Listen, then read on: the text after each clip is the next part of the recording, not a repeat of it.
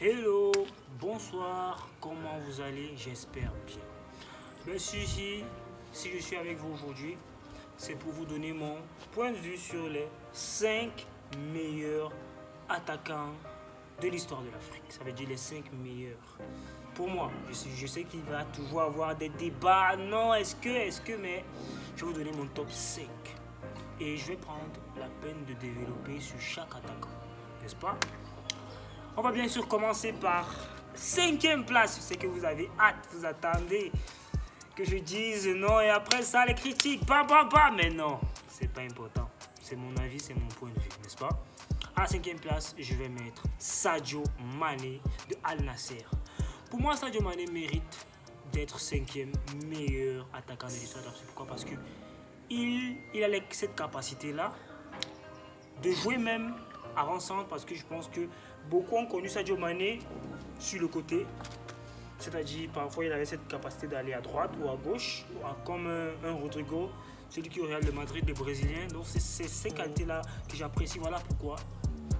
Et en plus, il a porté son équipe au niveau de la CAN au Cameroun, dont le Sénégal a gagné. Voilà pourquoi, pour moi, Sadio Mané mérite la 5e place. Et aussi, on va maintenant parler du 4e pour moi, qui est Mohamed Salah.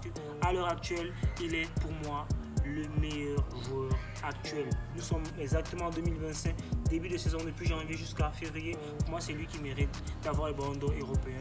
Je le dis et je pèse mes mots. Et maintenant, quand on regarde tout ce qu'il a eu à faire, pour moi, il mérite d'avoir la 4e place. Ensuite, on va parler du 3e pour moi, qui est l'incontournable, l'Ivoirien Didier Drogba.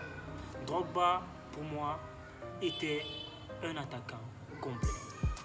L'avant-centre complet, c'est-à-dire tête, pied gauche, pied droit, il pesait, c'était un monstre.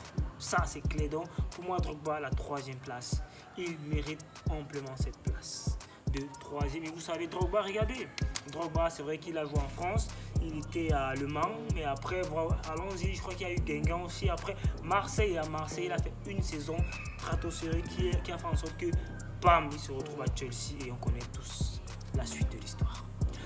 Bon, maintenant, on va passer au top 2. Je sais que vous avez hâte, vous avez envie d'écouter. Mais moi, je pense que le 2e meilleur joueur de l'histoire de l'Afrique, c'est George Weah, le seul ballon d'or européen de l'Afrique. Donc, George Weah, je ne peux pas vraiment vous donner certains détails parce que, bien sûr, j'ai juste vu des vidéos, je n'étais pas encore né quand il a gagné le ballon d'or et tout, mais j'ai fait l'effort de regarder et, bien évidemment, ce débat entre Eto'o et lui, je me suis dit que non. Il mérite d'avoir ce débat parce que lui-même c'est un monstre. Et bien sûr, sans attendre, claquement de doigts, le meilleur joueur de l'Afrique de l'histoire, c'est le président de la FECAFOOT, Samuel Eto'o fils, qui pour moi a gagné tout ce qu'un joueur peut gagner, sauf bien sûr ce fameux trophée Coupe du Monde. Mais je trouve qu'il a tout gagné, Ballon d'Or aussi. Même comme moi, pour moi, il méritait le Ballon d'Or 2006. Qu'on a malheureusement donné à Fabio Cannavaro, qui aussi est un grand joueur et une légende. Donc voilà mon top 5. C'est vrai que j'aurais aimé ajouter des gens comme Yaya Touré, qui a été pour moi aussi un très bon milieu de terrain, monstre du milieu de terrain, ou encore Roger Mila, qui a marqué les esprits avec le Mondial 90. Et voilà, c'est bon pour aujourd'hui. Bye bye.